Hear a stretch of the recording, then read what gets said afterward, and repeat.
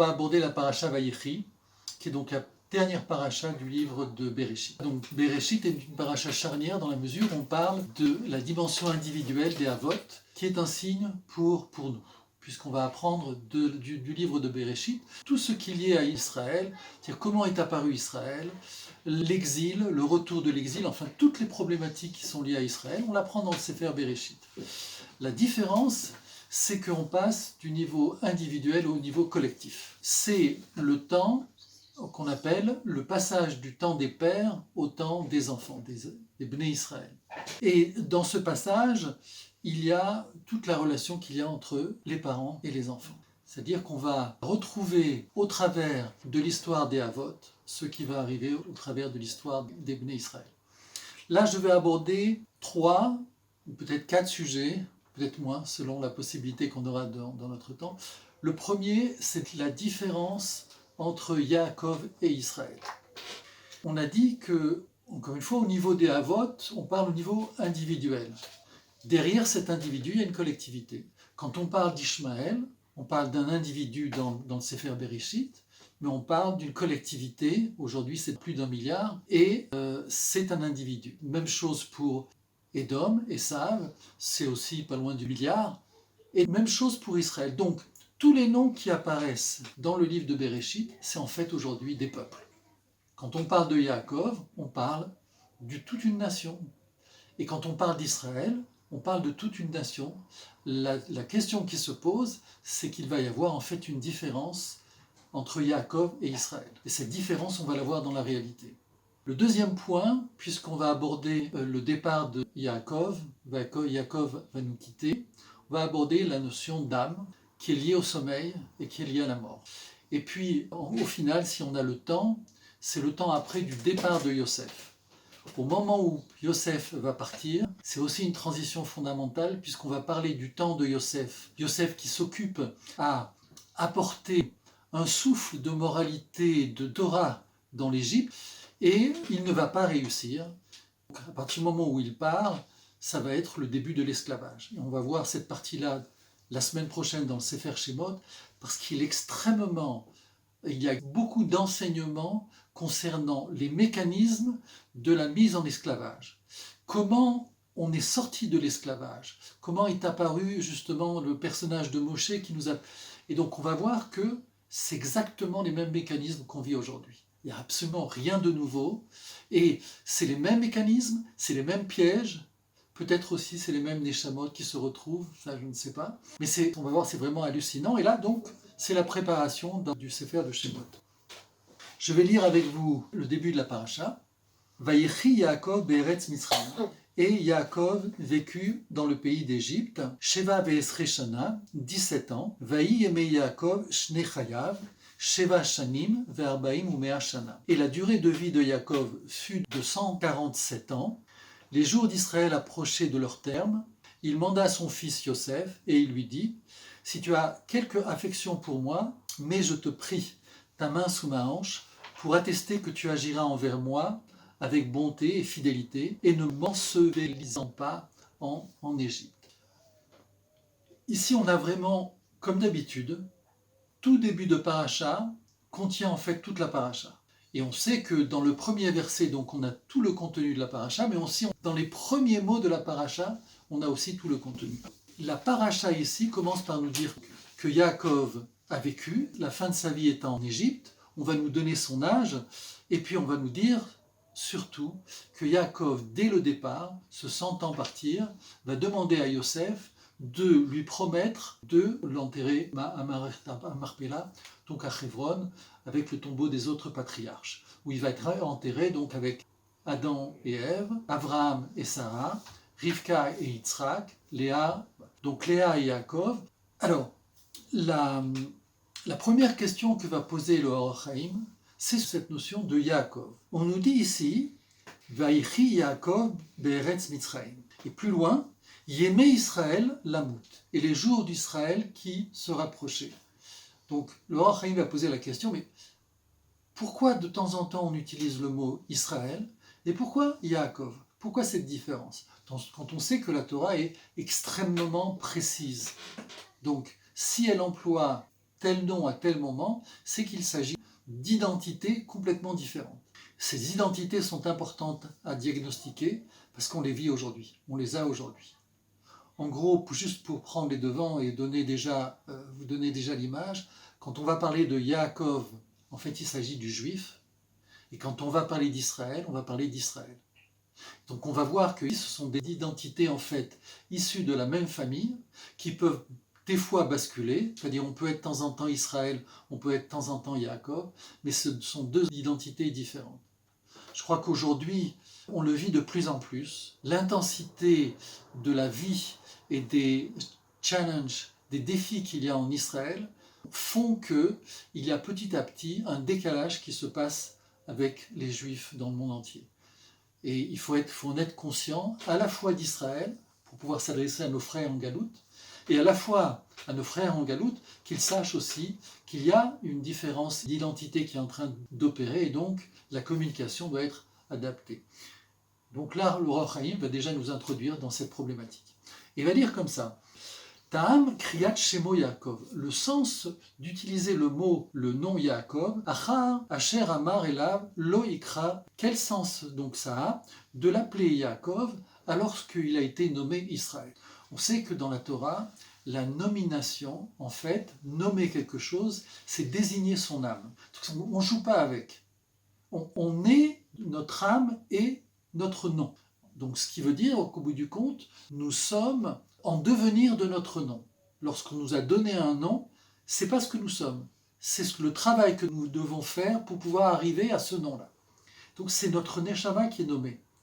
Et donc à partir du moment où quelqu'un reçoit un nom, c'est sa neshama qui est nommée. Donc on ne peut plus l'appeler d'une autre manière. Ça se passe pour les gens qui changent leur nom, ça se passe pour les gens qui se convertissent. On ne peut plus revenir en arrière. Magnéto d'ailleurs était assez strict quant à le fait d'employer les prénoms. Et souvent aujourd'hui on emploie des prénoms avec des diminutifs, Jonathan, Yoni, Yo, enfin... Et vraiment, ça le gênait profondément dans la mesure où on ne nommait pas totalement la personne. C'est quelque part lui attacher une identité moindre que ce qu'est vraiment sa neshama. Toujours est-il que, ici, le Or HaChaim pose la question, et il va dire donc, du fait que son âme ait été Yaakov, on ne peut pas lui retirer cette identité-là. Il est Yaakov, comme on a vu, d'autant plus qu'il va avoir une femme qui lui est dédiée.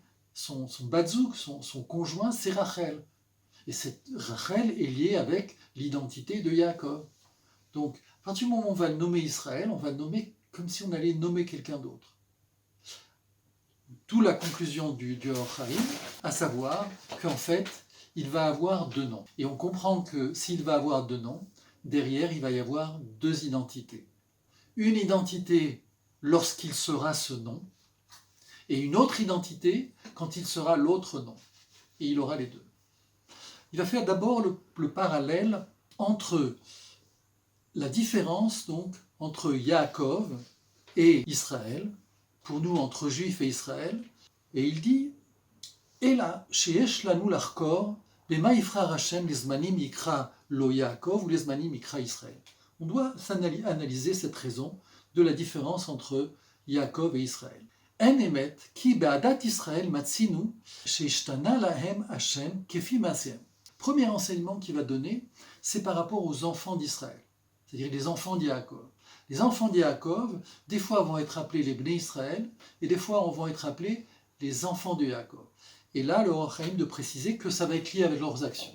Si leurs actions sont positives, alors ils sont nommés Israël. Si leurs actions sont négatives, ils sont nommés Yaakov. Et on le voit particulièrement lors de la vente de Yosef.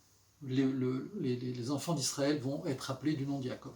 Donc, la première ici, le premier enseignement, est lié au comportement des enfants, la différence entre Yaakov et Israël. La deuxième chose, encore plus surprenante, mais qui dénote aussi d'une caractéristique des Juifs de la Galoute, c'est le fait que c'est lié à la joie ou à la souffrance. Selon que l'on est relié à la joie, ou selon que l'on est relié à la souffrance. Selon que l'on est lié à une certaine forme d'authenticité profonde, ou que l'on est dans une recherche encore d'identité. Et il va dire comme ça, Achen liot sha'anaf hamuskal Asher nit'atzem Yaakov, le'asigo be'emtsaut beshem Israël. C'est-à-dire que Yaakov, toute sa vocation, c'est d'atteindre le niveau d'Israël. On a vu que Yaakov fuit son frère, il est en préparation, il va étudier, il va aller chez Lavan, il va souffrir chez Lavan, il va se marier avec donc 4 femmes, il va avoir 13 enfants. Tout ce parcours-là pour aboutir à fuir Lavan, et au moment où il rentre en Israël, il est obligé d'affronter son nom. Un ange apparaît pour l'obliger à affronter et à acquérir son identité. À ce moment-là, quand Yaakov quitte la galoute et qu'il fait le travail, l'effort pour devenir, pour s'élever au niveau des mondes supérieurs, il va devenir Israël. Donc on a déjà une certaine direction. Selon qu'on a un niveau de plénitude, de joie, on va être appelé Israël. Selon qu'on est dans une forme de tristesse, de souffrance, on est appelé Yaakov. Et là, ça se comprend parce qu'en fait, l'exil, c'est quelque chose de difficile. L'exil, c'est un endroit où on va rechercher son identité. Lorsque l'on est en Israël, alors il y a des situations effectivement où on est en recherche d'identité, mais globalement, la langue, le milieu qui nous entoure, l'éducation fait que notre identité est évidente. D'autant plus qu'on le voit, nos enfants israéliens, dès qu'ils vont en galoute, alors évidemment, ils recherchent leurs racines, ils recherchent d'où ils viennent ou d'où viennent les parents, mais en fait, ils sont profondément israéliens et leur seul souhait, c'est de revenir parce qu'ils ont une autre éducation, une autre langue. Mais quand on est en galoute, on est à la recherche de cette identité. Et cette recherche d'identité est une souffrance. Elle est une souffrance pour une simple raison, parce que des fois, tout simplement, on ne la cherche plus, cette identité. On est tellement enfoui dans des couches l'une sur l'autre de différentes manières de comportement qu'on oublie complètement qui l'on est. Et ça, c'est une souffrance. C'est une souffrance parce que notre neshama, notre âme, elle est profondément authentique. Et elle souffre dans la manière dont elle va se révéler dans ce monde, ça ne correspond pas. Et donc on est dans une certaine tristesse, voire même on est amené à pleurer. Les pleurs souvent dénotent d'un détachement entre l'âme et ce que l'on est vraiment. On est déconnecté. Et l'âme souffre, et en souffrant, elle amène une certaine tristesse. Donc on comprend, à ce niveau-là, que la différence de relation avec l'âme entraîne de la souffrance, de l'inquiétude, du doute, de la même manière que le rapprochement à l'âme amène de la joie, de l'authenticité. Et donc ça, c'est une première étape. La deuxième étape, c'est Israël est comparé au Shabbat. Là aussi, c'est très intéressant. Il va dire comme ça, « Ve'ayal le'hod ben enecha » et ce signe sera entre tes yeux, « Yom Shabbat limnucha » le jour de Shabbat de paix, de repos, « Asher tziva Hashem » que Akadosh Baruch Hu a ordonné, « Et béni Israël aux enfants d'Israël » « Ve'u le'tam nishmat yetera » En quoi le Shabbat a quelque chose de particulier, c'est qu'il y a une âme supplémentaire, un souffle supplémentaire. Le fait que l'on soit élevé à un niveau supérieur, on va dire comme ça nous amène un supplément de vie, un supplément de joie. Et il dit donc cette neshama, l'etzad shemimakom elyon ba, cette neshama vient d'un niveau supérieur. Yetzaveh Hashem leachik ayagon ve'akaas likrat Shabbat oneg. Donc on avait appelé Shabbat Oneg, le Shabbat du délice, de la joie, dans la mesure où justement le Shabbat, c'est le moment où on se rattache à un niveau supérieur qui est là pour justement enrichir la personne et lui apporter de la joie. Donc à ce moment-là, on ne peut pas être dans la tristesse. Et si on l'est, c'est qu'il y a quelque chose qui ne va pas. En se connectant au moment de Shabbat, et je crois qu'on peut le ressentir. Personnellement, je ressens quand je rentre dans Shabbat qu'il y a comme une sorte d'ouverture, de délivrance, un supplément d'air, un supplément de quelque chose qui fait que les choses coulent plus facilement, les idées apparaissent plus facilement. Je ne sais pas comment le décrire, je ressens cette chose-là. Le fait de ressentir ça est de manière inadéquate avec la souffrance et la tristesse. À partir du moment où c'est ressenti, c'est intégré, on doit être dans la joie. Sinon, il y a quelque chose qui ne va pas. Et on va rentrer dans une autre problématique. C'est que comment c'est que de ne pas être dans la joie et de ne pas être dans l'authenticité et d'être dans la tristesse?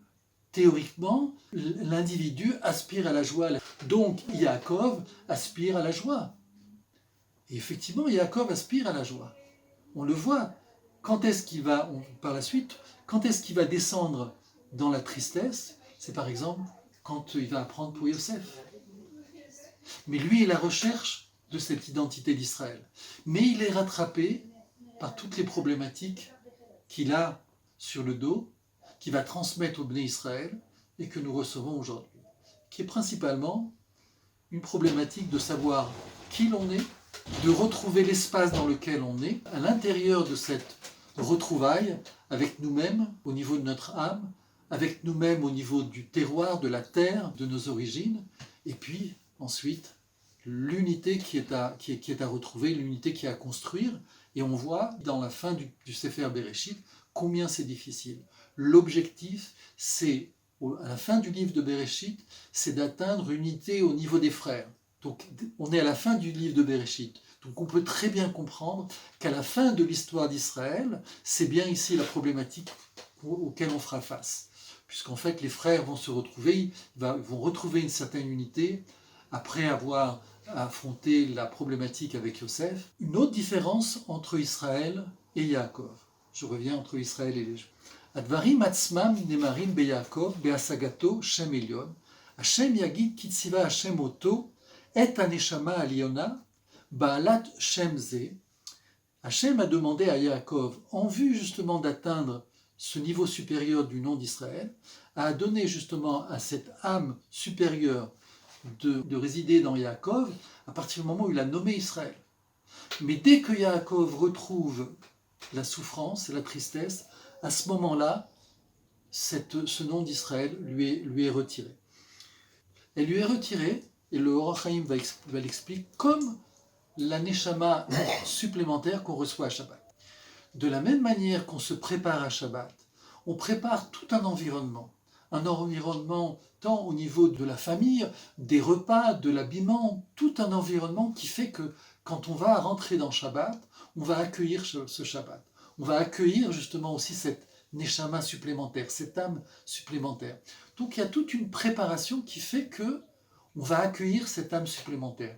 On va accueillir Israël. Mais il y a un travail qui précède.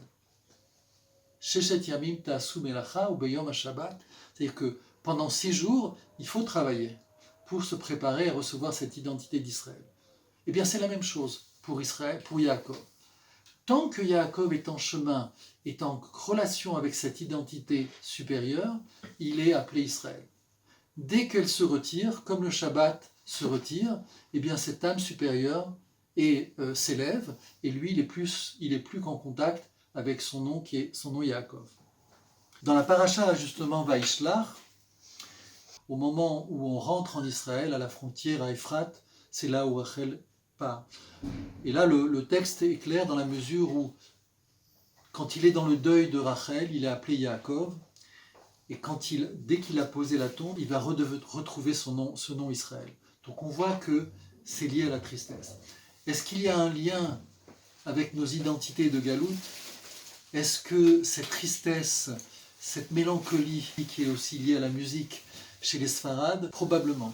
Probablement, je crois que le fait justement d'avoir été en recherche et d'avoir été éloigné de la source de notre identité profonde a créé un manque, et ce manque, c'est justement cette âme qui n'était pas en notre cœur.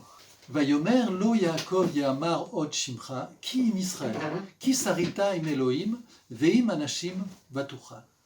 Là, on va voir apparaître l'identité profonde d'Israël. Je traduis, et il dit, c'est-à-dire qu'au moment où Yaakov revient de chez Lavan, il affronte un ange, et voilà ce que va lui dire l'ange.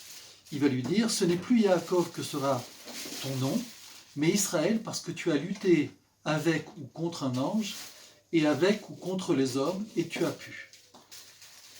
C'est-à-dire que l'identité d'Israël, et il faut l'intégrer, c'est une identité qui a à la fois des mondes supérieurs et des mondes d'en bas. C'est une identité qui est capable de dominer la nature matérielle, comme on le voit ici en Israël, la technologie, et comme on ne le voit pas encore, qui est capable de dominer les forces spirituelles. Nous sommes capables, au niveau d'Israël, nous sommes capables d'affronter les mondes supérieurs. On le voit entre autres avec Moshe Rabbeinu, lorsque Moshe va recevoir la Torah. C'est-à-dire qu'il va créer une situation où son être, son âme, va être en mesure de s'élever dans les mondes supérieurs et de faire descendre la Torah. C'est une chose qui est inimaginable. On a du mal, on va le voir parce qu'on va parler du sommeil, mais déjà on a du mal à imaginer comment on se connecte dans des mondes supérieurs au travers du sommeil. Ne parlons pas de la prophétie, et non pas d'un individu qui est capable de faire tout ce chemin-là pour atteindre les mondes supérieurs, alors que nous n'en sommes capables qu'après la mort.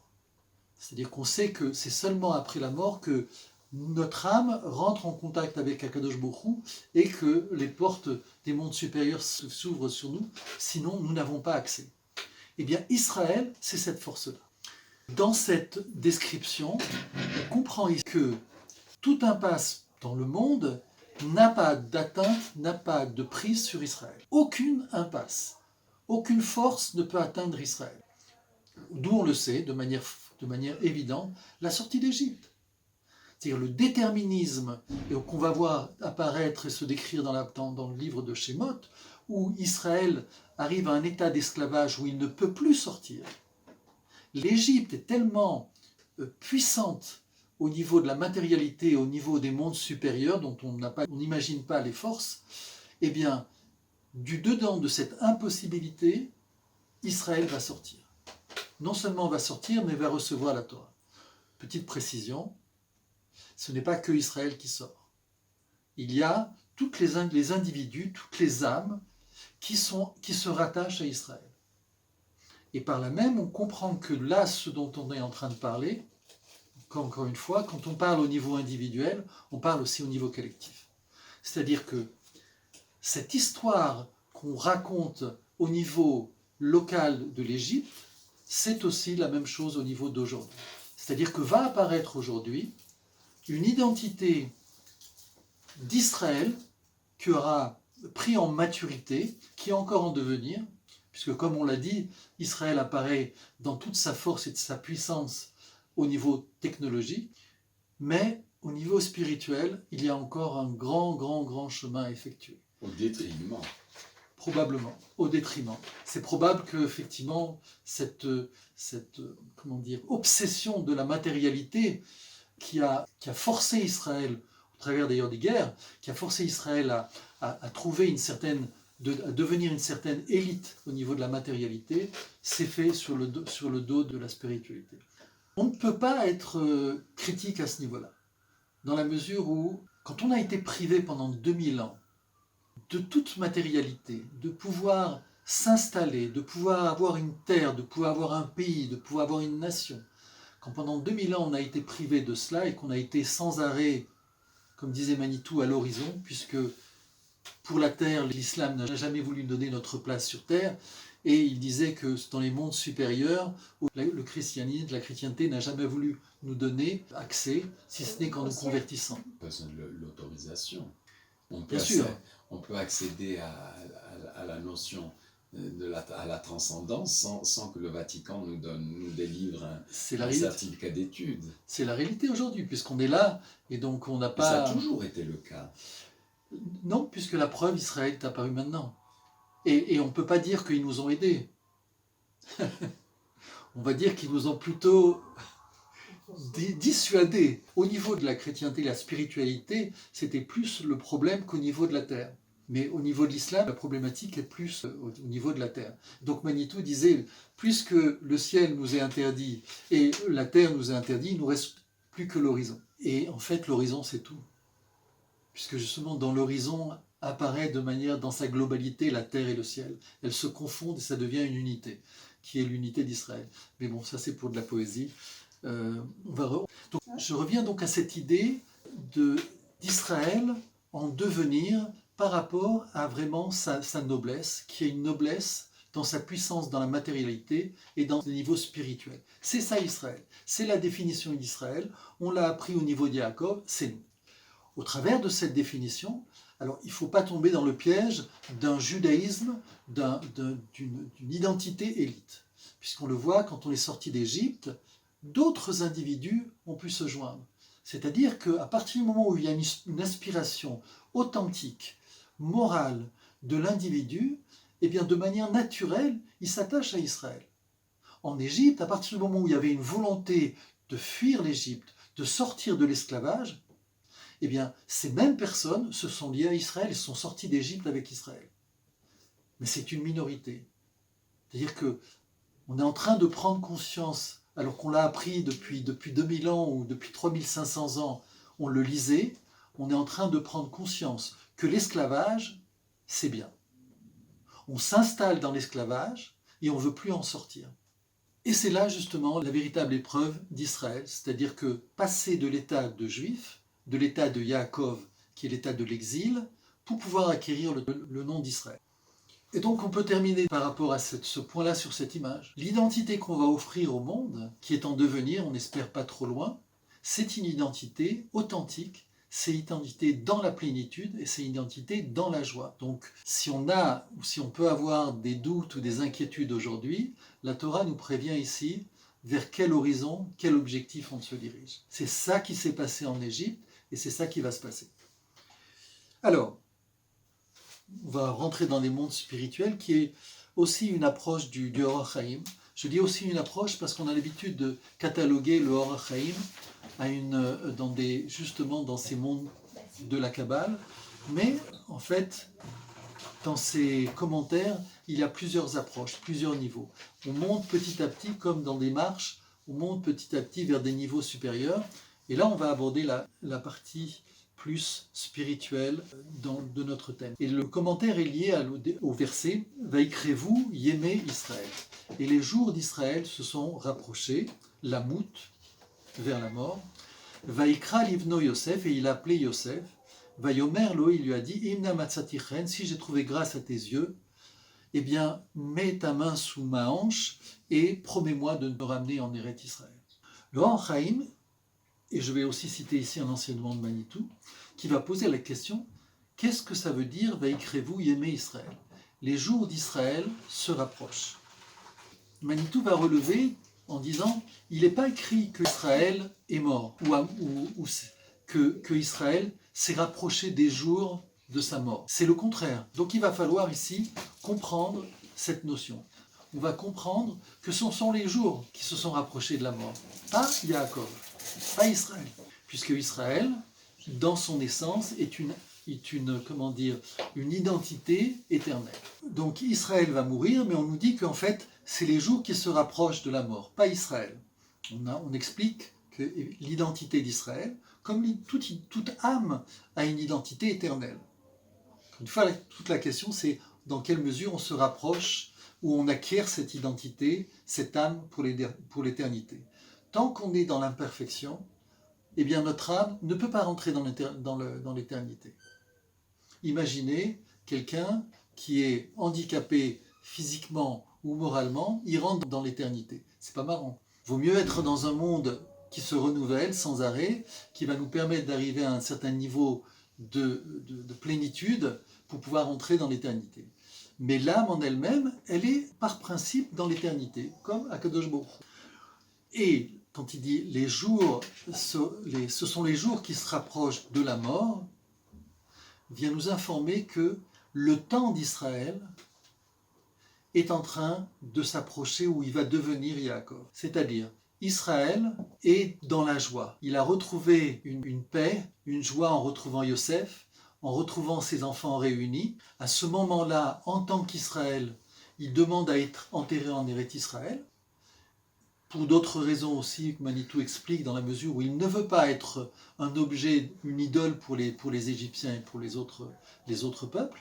Mais ici, c'est l'idée que le temps d'être Israël approche de la fin. Le temps de la galoute et maintenant s'ouvre. Les portes de l'esclavage en Égypte sont là devant, donc les jours d'Israël sont en train de se terminer. Les jours où, en tant qu'Israël, il est en train de se défaire de cette identité pour pouvoir aller en galoute. On va rentrer maintenant dans les mondes des âmes. Od yesh lomar kirgish me'advarim asher yahu la'adam kodem moto. On peut ajouter qu'un homme peut savoir qu'il va mourir 30 jours avant de quitter ce monde. Avant de quitter ce monde, l'image divine qui est sur son visage, eh bien, 30 jours avant, elle se retire. Et les tzadikim sont en mesure de voir cela. Qu'est-ce que c'est l'image divine ? C'est une partie des étincelles qui restent de l'âme qui se retire. On va le voir que quand on arrive au monde, on arrive avec une densité de vie, une puissance de vie extraordinaire. Vous regardez les enfants sans arrêt en train de bouger, en train de sauter. Enfin, il y a une puissance de vie qui brûle en eux, qui les empêche de rester sur place. Puis quand on arrive à la fin d'un temps, eh bien nous, avec l'âge, on saute moins sur les deux jambes, on saute moins, on est un peu plus calme. En fait, c'est ce processus de la vie qui fait que l'intensité, la puissance de lumière que nous avons en nous, avec le temps, diminue.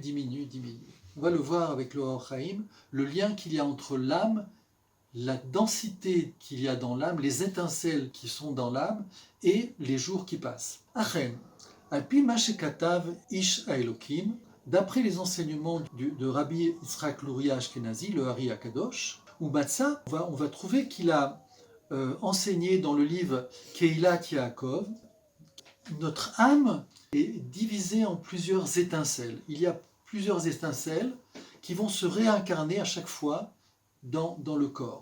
Cette réincarnation est représentée par toutes les étincelles qui lui sont allouées, et en même temps ça représente les jours de la vie. C'est quand une âme arrive dans ce monde, elle arrive avec, entre guillemets, si on peut dire, une quantité d'étincelles divines qui correspond au jour de sa vie. Et ce qui va expliquer, c'est que ces étincelles-là ont pour but d'être réparées. C'est-à-dire qu'on reçoit une quantité, au travers de notre âme, d'étincelles divines dont on a pour objectif de réparer au travers des mitzvot, des bonnes actions, de notre comportement. Ce sont des étincelles endommagées. Exactement, qui sont à réparer. Et le Hari Akadosh donne l'exemple d'un roi qui donnerait à ses serviteurs à retailler des diamants, à réparer des diamants. Donc, il leur donne une quantité de diamants à réparer. Et chaque jour, il s'occupe d'un diamant. Chaque jour, il répare un diamant. Et lorsque ce diamant est réparé, eh bien, il passe à un autre. De la même manière, l'individu, chaque jour, s'occupe à réparer une étincelle. Et cette étincelle, quand elle est réparée, elle remonte vers les mondes supérieurs. Et donc, pendant toutes ces années, nous avons comme obligation de réparer ces étincelles divines. Ces étincelles divines qui sont liées à chaque jour. C'est là où il va nous ramener par rapport à la fois à la réincarnation et à la fois au sommeil. Qu'est-ce qui se passe pendant le sommeil ? Il va dire le sommeil permet de faire monter l'étincelle du jour qui a été travaillé. C'est parce que nous rentrons dans un sommeil qui fait que l'âme se libère d'une certaine manière de l'emprisonnement dans le corps, qui fait que l'étincelle divine, le diamant qui était à réparer ce jour-là, monte vers les mondes supérieurs. Et donc, c'est là où nos sages nous apprennent dans la Masechet Brachot que le rêve, c'est 1/60 de la mort, le sommeil. Le sommeil est 1/60. C'est-à-dire que, évidemment, l'âme ne se détache pas du corps. Elle reste attachée. Mais il y a une accumulation de ces étincelles qui montent de jour en jour et qui sont réparées. Et pendant le sommeil, c'est ce qui se passe. C'est-à-dire que ces étincelles, sans être détachées de l'âme, de la neshama, elles montent vers les mondes supérieurs. Et on dit que lorsque l'âme quitte le corps, à ce moment-là, toutes ces étincelles divines qui sont dans les mondes supérieurs se rattachent avec cette âme.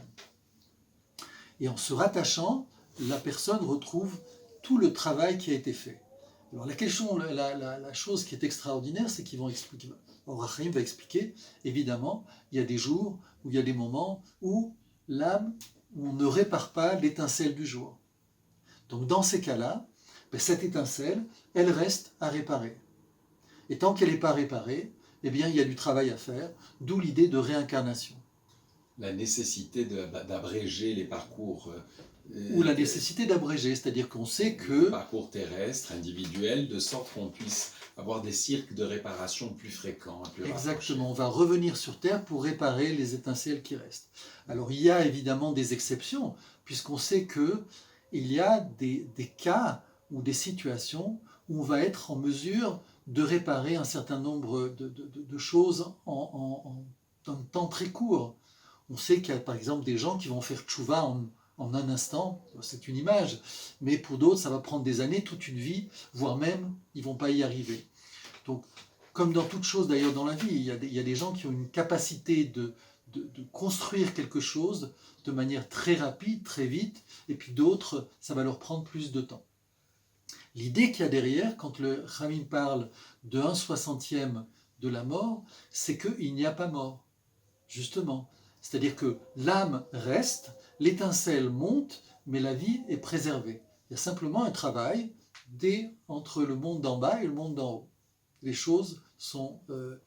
il y a une très belle image de Saint-Exupéry dans Vol de nuit. Vol de nuit, dans lequel il explique que le rêve, pendant le rêve, chaque chose rentre dans son casier, on se lève, c'est pour ça qu'on se lève avec des idées plus claires. Là, sommeil réparateur. Et donc, les étincelles ici, on les retrouve donc quand l'âme quitte ce monde. Mais, ce qui est merveilleux ici, c'est qu'il n'y a pas de perte. C'est-à-dire, ce qui est fait est fait. Le travail qui a été accompli, les diamants qui ont été taillés, c'est un acquis. Il nous reste simplement, donc chaque fois que on vient sur Terre, que pour rajouter, jamais pour retrancher. Il y a ici, une vision profondément positive qui permet de percevoir que la volonté d'Akadosh Baruch Hu, et ce pour lequel l'homme est poussé, c'est d'arriver à l'état de plénitude totale. Et on revient avec cette idée d'Israël, c'est-à-dire que Yaakov, il est obligé de devenir Israël. Comme on l'a vu par rapport à l'ange, quand l'ange vient combattre Yaakov, il ne vient pas le combattre parce qu'il a envie de se battre. Il vient le combattre pour lui donner son nom.